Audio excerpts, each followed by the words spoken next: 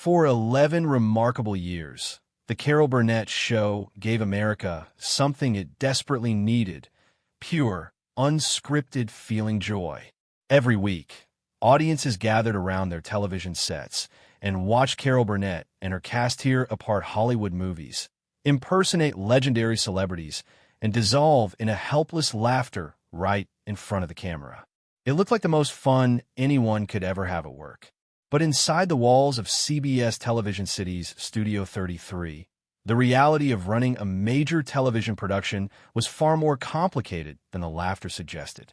Behind every brilliant sketch was pressure, exhaustion, and occasionally real human conflict. And one of those conflicts came very close to permanently ending one of the greatest comedy partnerships television has ever seen. The Carol Burnett Show ran on CBS from September 11th, 1967, to March 29, 1978, spanning 279 episodes across 11 seasons. It starred Carol Burnett alongside Harvey Korman, Vicki Lawrence, and Lyle Waggoner, and would go on to win 25 Primetime Emmy Awards. By any measure, the show was one of the defining achievements in the history of American television. But success at that scale does not come without cost, and Carol Burnett carried more of that cost than most viewers ever realized. Wikipedia: Harvey Korman had not simply stumbled onto the show by accident. The casting story has often been repeated, with each version noting that the producers were already searching for a Harvey Korman type before Burnett came up with the idea to simply ask the real Harvey Korman. She later wrote that she spotted him walking toward his car in the CBS parking lot, thought about it for about a nanosecond, and then shouted his name across the lot. When he turned around, she practically leaped at him, begging him to join her new series. That story tells you everything about how Carol operated. She led with warmth, enthusiasm, and a complete absence of pretension. She did not send a formal offer through a manager. She ran across a parking lot and asked him herself. "Me TV." Korman joined immediately, and from the very beginning, the two developed a chemistry that felt almost supernatural. According to Burnett, the cast would make bets in the green room on how many minutes, or even seconds, it would take before Korman cracked up during a scene. His inability to hold himself together became one of the show's most beloved running traditions. Audiences loved watching Harvey Korman try and fail to suppress his laughter, and Carol loved watching it happen too. For years, everything about their working relationship seemed perfectly balanced. He was the ideal comedy partner: expressive, fearless, and completely unpredictable. PBS. But perfection rarely survives unchanged across a decade of weekly television production.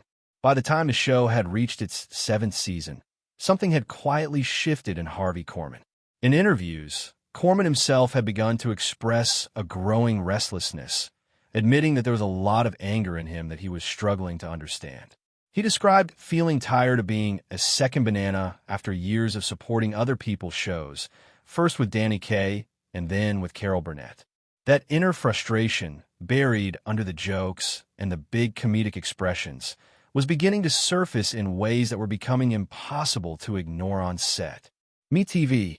In a 2022 interview, Burnett acknowledged that Korman never particularly bothered her when he was grumpy. She said he could turn on a dime, but then be just adorable the next second. She described him as occasionally being a little difficult, but said she always brushed it off when it was directed at her personally. Carol had broad shoulders when it came to managing the personalities around her. She had spent years protecting her cast from network pressure, advocating for their salaries, and creating the kind of loose creative atmosphere where spontaneous brilliance could happen. She did not expect perfection from anyone, and she certainly did not demand that her co-stars perform happiness off camera. Dusty old thing. But there was one thing Carol Burnett would not tolerate, and Harvey Korman was about to discover exactly where that line was drawn. In her 2016 memoir, In Such Good Company, 11 Years of Laughter, Mayhem, and Fun in the Sandbox, Burnett recalled the incident in detail.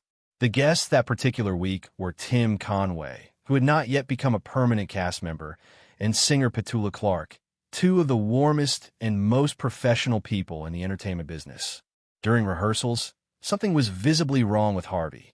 He was dressed in an Elvis costume for a sketch, scowling at everyone around him, and at one point he was openly rude to both Tim and Petula.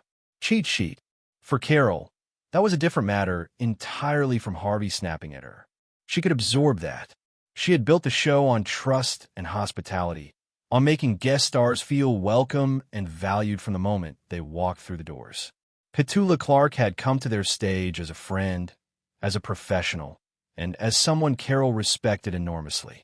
Watching Harvey Korman treat her with contempt was something Carol could not simply look away from. Burnett later recalled her own thinking in that moment with characteristic clarity. She said, "You can step on me because I can take it, but you don't step on our guests." That sentence captures Carol Burnett completely. She was not a woman who demanded to be treated as the star of her own show. She was deeply uncomfortable with conflict and had spent most of her career deliberately avoiding confrontation. But she was fiercely protective of the people who came onto her stage in good faith, and Harvey had just crossed the one boundary she could not overlook. Dusty old thing. After rehearsal, Carol went to Korman's dressing room for a private conversation. When she asked what was wrong and tried to address the situation, he told her to mind her own business. Burnett reminded him that anything affecting her guests and her show was absolutely her business. Korman pushed back, insisting she had no right to dictate how he should feel or behave, and announced that he would just as soon go home and never come back after that evening's show. Then he walked her backwards out into the hallway and closed the door in her face. The mix. Carol Burnett stood in that hallway for a moment. She later admitted that confrontation was not in her nature. She had spent years finding ways to manage difficult personalities through humor, through kindness, through patience. But what Harvey had just done was not something she could meet with a joke. He had humiliated a guest, dismissed her authority on her own production, and physically backed her out of the room. In that moment, the woman who made the world laugh made a very quiet, very serious decision. She immediately called his agent and informed him that Harvey Korman's services were no longer required on the show. Then she walked straight back to his dressing room to tell him in person. "Well, you got your wish," she said to him. "I called your agent, and he's aware of the situation. You were rude to our guests, and because of your behavior, I was screwing up all over the place tonight during the show. I can't work like that, so if you want off, you're free to go." Gretchen Rubin. What happened next surprised everyone, including Carol. Harvey Korman stopped her before she could leave. The anger and defiance that had been radiating off him all day seemed to dissolve in an instant. He asked if there was anything he could do to make it right.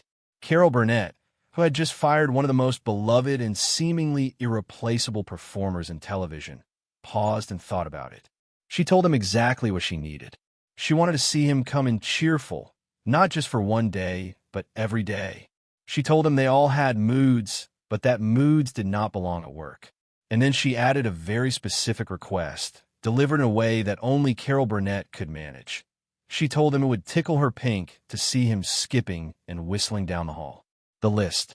Only Carol could fire someone and somehow leave the conversation with a handshake and a mental image of Harvey Korman skipping down a CBS hallway.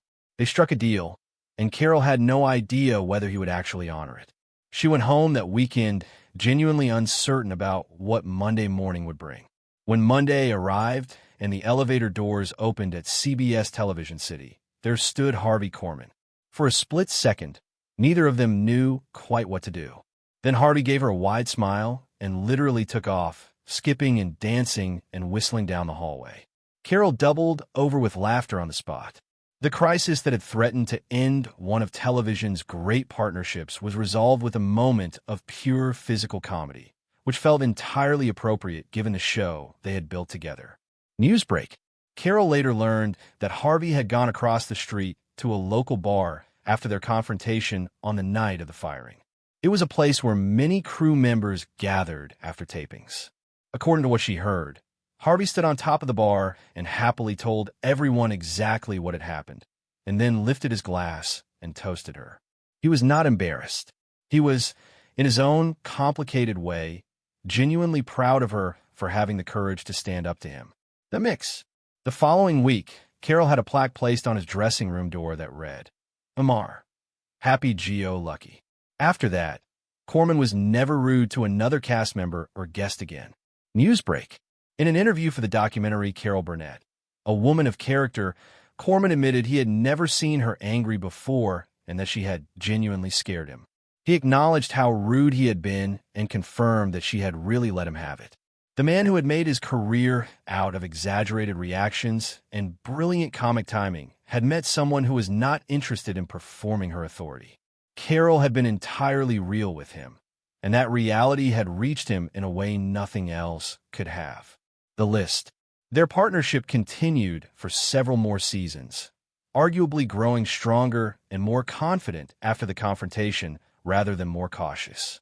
Corman ultimately left the show at the end of the 10th season, having been offered a contract by ABC to headline his own series.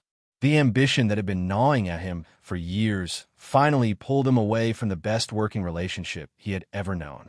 His subsequent attempts to carry his own show never found the same success, and he eventually acknowledged that he had been one of television's finest supporting performers rather than a natural leading man.